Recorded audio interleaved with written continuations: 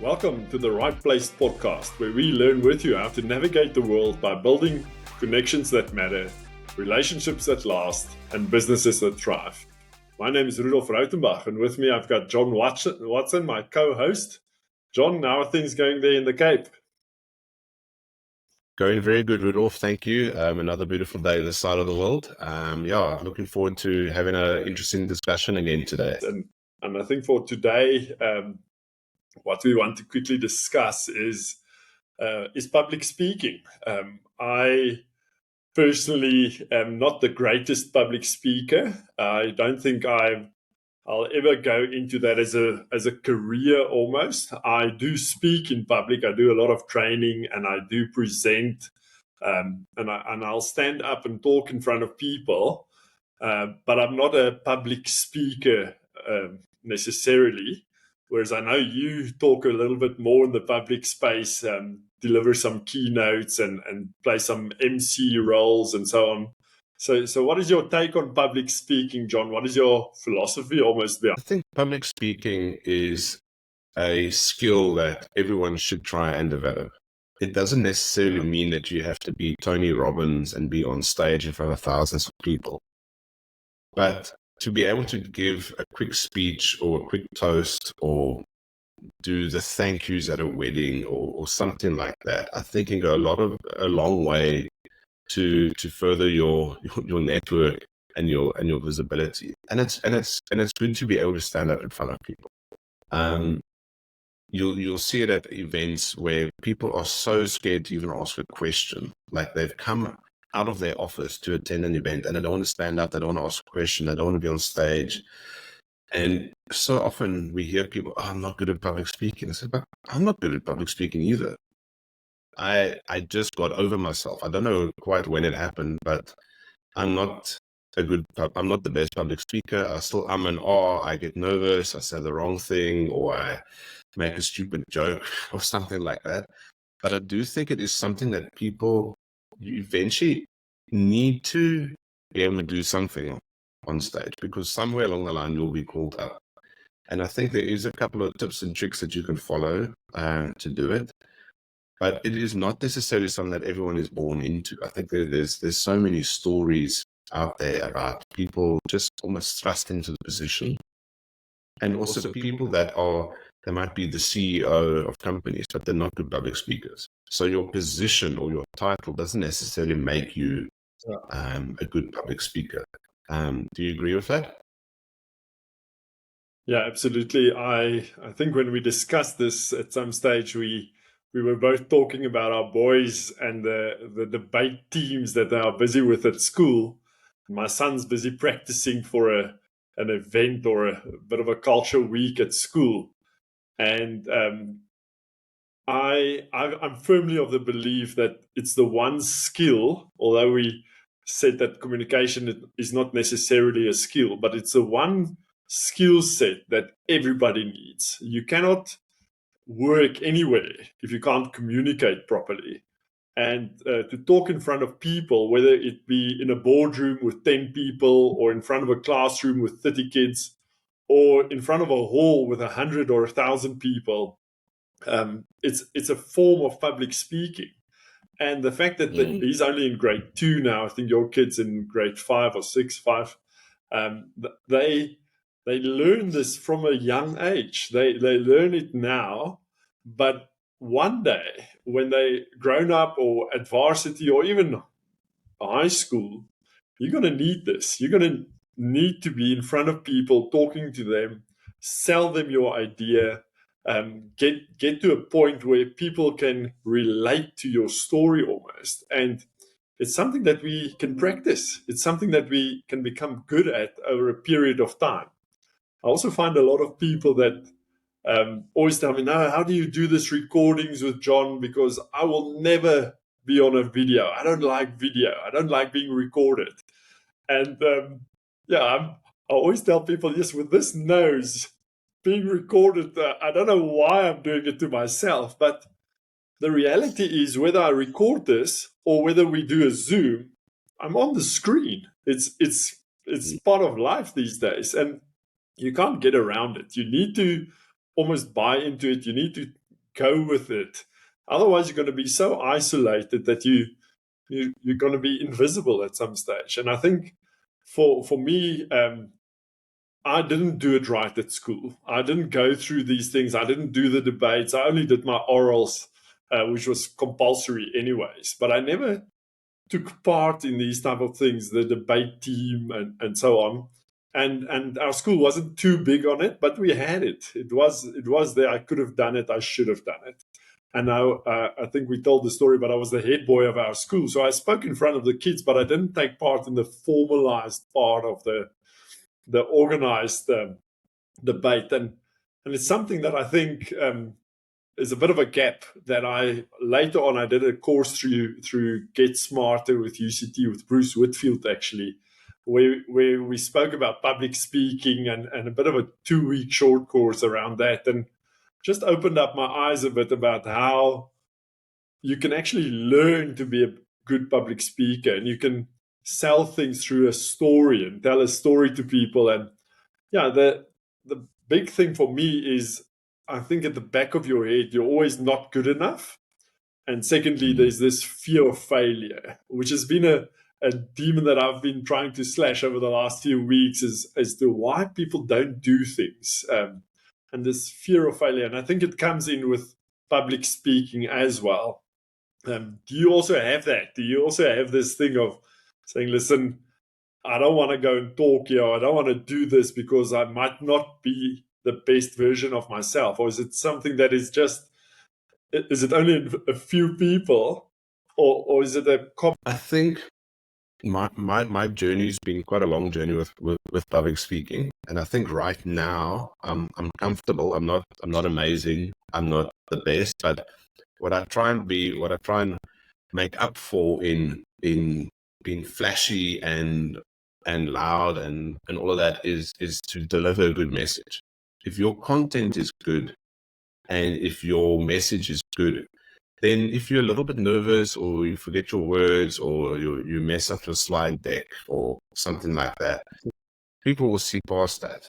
So if you depend on having the best jokes and being flashy and dancing around stage, and your content isn't good, I mean, people are going to say, this guy's just wasting my time. He's just being a clown. So I think you can substitute being flashy with having good content. And I mean, I was literally thrust into the debating team. So long story short, we were having cricket practice, and my friend Wayne Leviton ran up to me on the cricket field and said, John, you need to save the day. One of the guys from the debating team can't make it. And I'm like, so what was to do? He says, no, you literally have to go home, have to put on your school uniform again. You have to come back to school and you have to say what's on these cards. And I'm like, okay. So I had no preparation, didn't know what I was doing, had to stand up and do it. And Wayne and Andrew, who were on the debating team, they were world-class talkers. Andrew talks a lot, he'll admit to that, but his general knowledge is amazing, and just his depth of what he knows. And then Wayne is also a very good storyteller, is very captivating. And there I was like a fish out of water, having to read cards that I've never seen, kind of, and I was the first speaker. So I did the kind of introduction, just kind of had to wing it. So that's kind of how I started. And then from then on, I was in the debating team up until matric. But then didn't really do a lot of public speaking, so I wasn't professionally trained. But when you're a leader, and especially when we were like at the AG, you're leading teams of 4, 5, 6 people. You've got to lead the meeting. Yeah. You've got to stand up in front of the client and talk. You've got to have difficult conversations. All of that contributes to your skills as I think as a public speaker. And eventually you almost have to get over yourself. You've got to get over your nerves. But like, it's okay to be nervous. It's fine. It's 100% fine to be nervous. So I think there is definitely a place for being nervous, and there's nothing wrong with that. And then there's place for like, I will do my best and I will deliver the best message. I will stand up, speak up, shut up, get off the stage. I think maybe that's maybe the better approach to Into this, I hear the content part, I'm very much for that, because it's the essence of why you are there. It doesn't help that you talk with all these flamboyant words and expressions and whatever else, and you don't get to a point. So the content's very, very important. But I think a part of the nerves comes in with preparation, and that you can have great content, but if you don't know it well enough, then you're going to be nervous, because you know that you potentially set up to fail, that you won't do the best of you. You won't be the best version of yourself. So I think the preparation also goes a long way towards calming the nerves, as such. The fact that we go into a big meeting already puts pressure on you. It already puts a little bit of a different angle than when you're just with a family and talking to them. So the situation dictates a little bit of pressure and nerves as well. So don't go and exponentially increase that pressure by just not being prepared as well. So I think the content's very relevant. Go and practice that speech. Go and prepare, or have your points that you want to make in this meeting ready. Have it available, and know it. Know what you're going to say. And then you can almost rehearse it.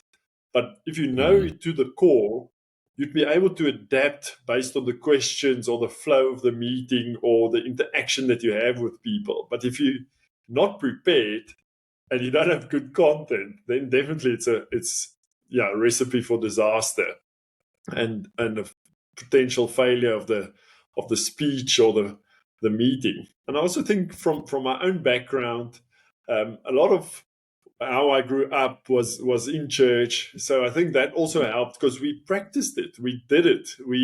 You stand on the stage and you talk to people, or you had a small group gathering where you interact with people and you talk to them, or you have to lead the message on the day. And the same with school. I maybe didn't take part in the formalized parts, but you sit there and you talk to other people in some sort of organized manner. And again, you had a message to deliver, and you had to prepare to deliver that message. And I think if you have those two core things ready, then you can wing it to a degree. But you cannot go and wing content, and you cannot prepare in the meeting. That is too late. So be ready for that discussion. But say you're in the meeting, John, and I'm thinking out loud now, so I'm winging it. But say you're in the meeting and you are prepared, you have content to deliver, and how do you actually calm yourself to that sense? And I think you posted it on LinkedIn maybe last year sometime, about the biggest fear in the world is the fear of public speaking, and the second biggest fear is the fear of death, which was a research paper. And then the guy, or I think it was you, but someone wrote saying, so the actual person delivering the eulogy he's more afraid than the person in the coffin, which is weird. But so how do you get yourself to be calm on the stage? You by nature a very calm person.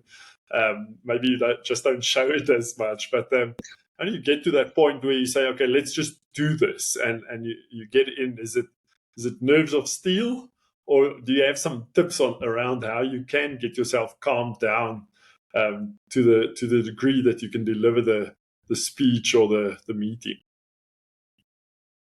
I think it's definitely going to come down to a couple of things. Your preparedness is definitely one of them. If you have prepared well, then you've got nothing to worry about. Whatever happens, if the PowerPoint breaks, if the mic doesn't work, all of that is over and above what you've prepared. And then you can kind of just wing it. If you haven't prepared, like you said, you're going to be nervous. You're going to be, oh no, I don't know what to say. Oh, I shouldn't have watched that movie. I should have gone over my slides another time. So if you are well prepared, then then that's, I think, half the game won. I think then you need to understand, what is your focus? Is my focus on impressing people, or is my focus on the audience? If my focus is on the audience, and this is something that I've come to focus on a lot more, is how do I engage with the audience? And I think that engagement with the audience doesn't just happen when you start talking. It happens before the time. When I've spoken at like the Cape Chamber event or at CBN, I try and talk to people before the time, greet them, say hello, look them in the eye, and that gives me some confidence that that I've kind of broken the ice a little bit, so that when I do stand up, it's not the first time these people are seeing me. And I've got a feel for the room. I've maybe made some jokes, and also then I have started to calm myself. I've almost prepared myself. Okay, my next step is I'm going to be standing on stage, or I'm going to be standing in front of everyone, not just talking now. So it's taking these little baby steps before the time that then help me when I actually stand up and deliver my speech. And then I think what I was thinking about while you were talking is, we are South Africans, and most of the time we're talking to South Africans. And South Africans, we've got our own language, and we've got our own lacquer words and cool words. And don't be so over rehearsed that it comes across as like a movie script, and you need to hit every single word. You can just almost have a conversation.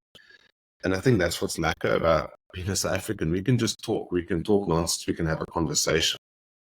And I'm thinking back to some of the talks we saw last year at the Cycle Leadership event, Finance Leaders event. There were some very well rehearsed people, but they didn't quite connect with the audience. And there were some other people that just had a conversation, and that's where the connection was, in the conversation. So you need to understand, what does my audience need to hear? How do I need to connect with my audience? And then you need to decide, at which level am I going to pitch at? Am I going super rehearsed movie script? Or am I going, let's just have a conversation about whatever topic? And I think that's, if you're going for this perfection, it's going to be very difficult to lead. But if you're going for, I just want to have a conversation with the audience, I think that can really, really help you. It's the same conversation that you would almost have one-on-one, but now you're doing it in front of many more people. So if you make that mind shift that it's not as big as you think it is, but it's not as small as you think it is, then I think that can help you a lot. Yeah, it's almost taking a public speaking thing and making it normal. And if you think about it, if I go and pitch to a new client or potential client, whether it's online or face-to-face in their offices, that is public speaking. And that is actually almost more important than just delivering a speech. It's your lifeline. It's your lifeblood going forward. You need that revenue. You need that project to come off. So to sell something is a form of public speaking. To convince people of your idea, for them to buy into it, is the same thing. You use a skill set backed up by facts, by calculations, by a business plan, by whatever else you have. But that negotiation or that pitch that you deliver is the same story. It's a type of public speaking. But also, if you have to negotiate your salary increase with your boss at some stage during the year, that is a damn hard public speaking event, and you better be prepared for that. You can't just walk in there and figure that they know me and I need to get a certain percentage. It's an art of negotiation, but it's a way of representing yourself, doing some research. What have I done well this year? And what can I give to the company going forward? And that as well is a public speaking. It's a maybe one-on-one event, but it's still an event, and it's a formalized thing that you need to go through. So I don't think we need to overcomplicate this and saying, listen, there's an us and a them, people who speak for a living maybe, or trying to speak for a living versus the day-to-day things that we do anyways. And if we go from that mindset, almost all of us are in the speaking game, and comes back to communication. And then one point I want to latch onto, and I never really thought about it, that you mentioned it now, is when Chris Fenning was in South Africa, in the Cape, you did all the MC work, and in Pretoria, I did the introductions before he started. And I was busy, you were busy, we walking around, organizing last few things, checking that everything's in place. And as soon as I got onto the stage and I started talking, Chris chips in from the side. And at one stage, I got a bit of a fright. I'm like, what is this guy doing? But I'll talk about him and he'll answer because he's got a microphone. He's not on the stage. He's there at the back or on the side. And I thought it's a bit funny the first time I saw it. And later on, I realized, but the show has started. No, it's not a show, but this thing has started. And in actual fact, what he did very well, and it's something that I took from the tour in February, is it doesn't start when the bell rings. It actually starts when you arrive there. You'll be prepared and you'll be ready by the time you arrive there, because as soon as you arrive and the first other person gets there, then you actually already making an impression. You're already selling your story by introducing yourself, selling yourself almost. The speech part, the training or the sales pitch doesn't start when you get announced and you say, okay, Rudolf is now going to lead us through this proposal. It actually starts when two parties are together. And the way you conduct yourself before that important session, before the training or before the negotiations is just as important. And Chris really was a master of it. You saw him mingling with everyone. I think by the time the session started, probably 70% of the people have seen him, they've spoken to him, and he was very good at that. And I was utterly impressed with that. And it's something that I nowadays try and do as well, and not just sit there and look nervous, because that actually tells other people a story already. You need to start talking. Introduce yourself, and when you're in the room, you're like, hey, yeah, so all of you, we've met outside. I'm Rudolf, and this is what we're going to do today. It saves everybody 5 minutes of telling them who you are, where you're from, and so on already. And then you can get to the point. But also there's a calmness. There's that fear of meeting the big shots of the business as past, because you've met them in the foyer. I've already been friendly with the receptionist and the tea lady, but now the big guys are there, but I've seen them already and they've seen me. So I think it's a very good point you've also made, that mingle with the crowd.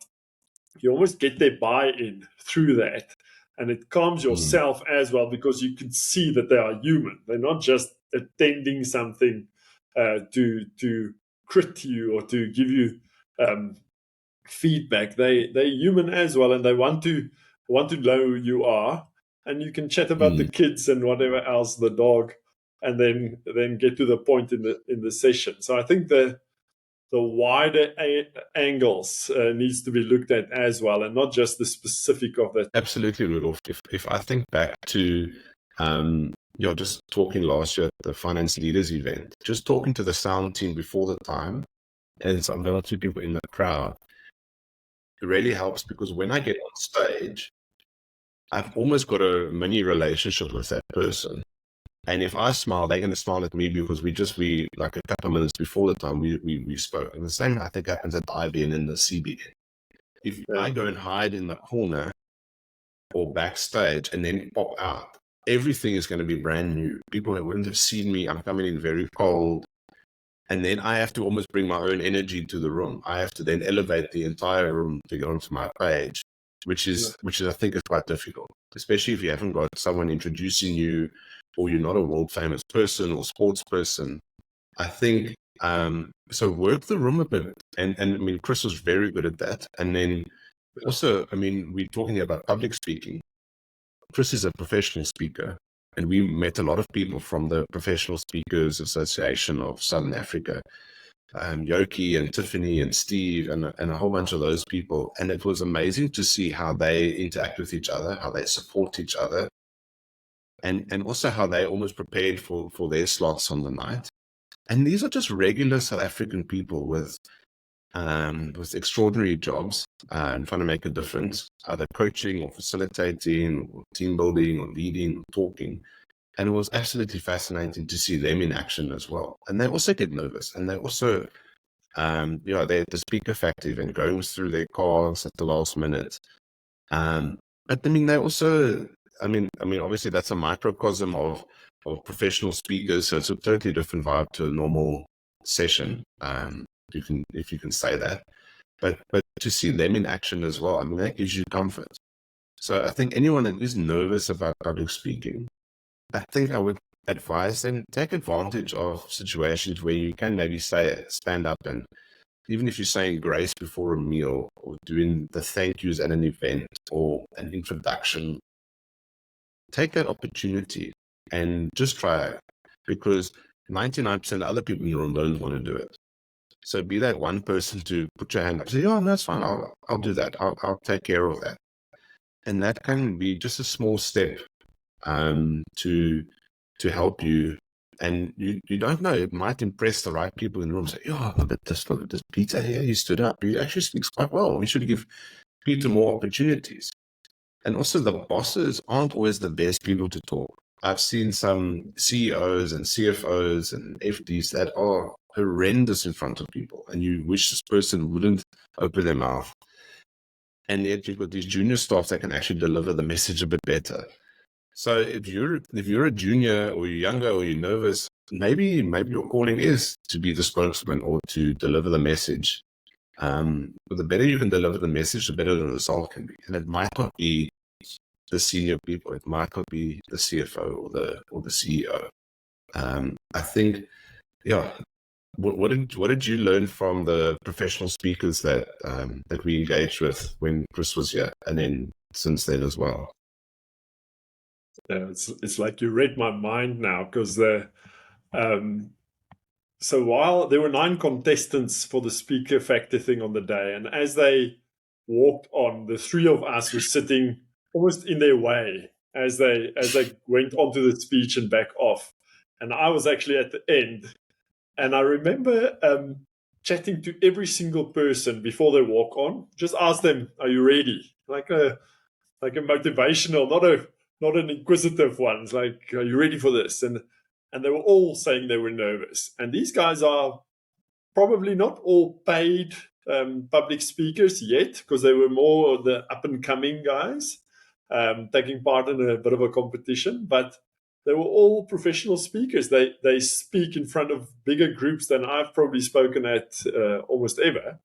And then as they came off, and Chris alluded to it at some stage, everyone that walked off, I just gave them a high five, like, "Yeah, well done." And 1 or 2 of them struggled a bit, other ones were great. And Chris said it at some stage, like, "Yo, he wished that someone would cheer him after something like that, because all the pressure that you put yourself under, just it feels a bit of a relief. Obviously, you've finished, so you're already happy that it's done. But just that affirmation, almost saying, "Listen, yeah, thank you. It's done, and well done."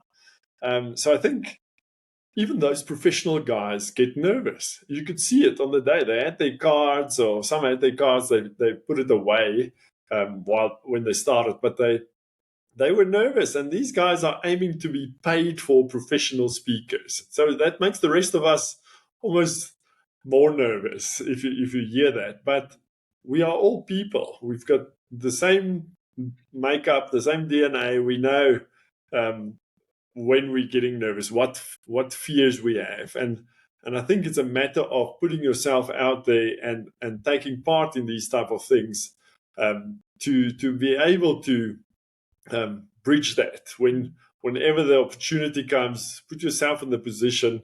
And I like what you said. I mean, after a get together, at a wedding, wherever, do the thank yous. Do something small, and just get in front of people so that you can learn how to do it. Then again, when you put your hand up, prepare, have the right information, and do it well. If you stumble over your words, who cares? But if you get the message across, and you say, you include everyone in the list, and you're sure that you've done your job well, that no one's going to bother if you say the same word 5 times, or if you have a bit of a stutter, or whatever carries on, whatever happens there, it doesn't really matter, as long as the message got across. And I think there are so many places where we can learn: in the workplace, at a restaurant, at a ceremony or a wedding or even a funeral or whatever else, if you're able to put your hand up and help out almost, you also get to learn through that process. And since we're on the school thing over the last while, I think if you're still at school or university, there's a lot of organized things that you can take part in that could also benefit you, like both of our kids do, and your daughter as well. Take part in those things, or if you have a child, get them to do that, because you know how you struggle at the moment. Get that out of the way while they are still young. Get them in that habit to talk in front of people, to train, to learn their speeches, because I think that is the biggest struggle that we have, is that they want to take part and they're actually good at it, but they do not practice those speeches because they are bloody lazy, because there's other things that are more fun. Get them to practice it, and they will know what it takes to be prepared for a meeting one day when they go into the real world and it actually means something.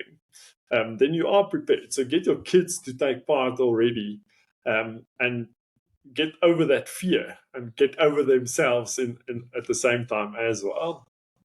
Yeah, I think it starts with an attitude that this is important and I can learn to do this.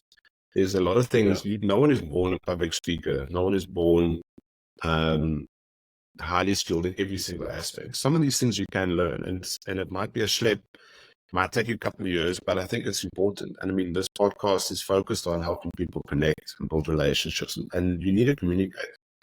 But you also want to attract the right people to you. So if you're sitting in the corner complaining that I'm not a good public speaker, you're going to stay in the corner.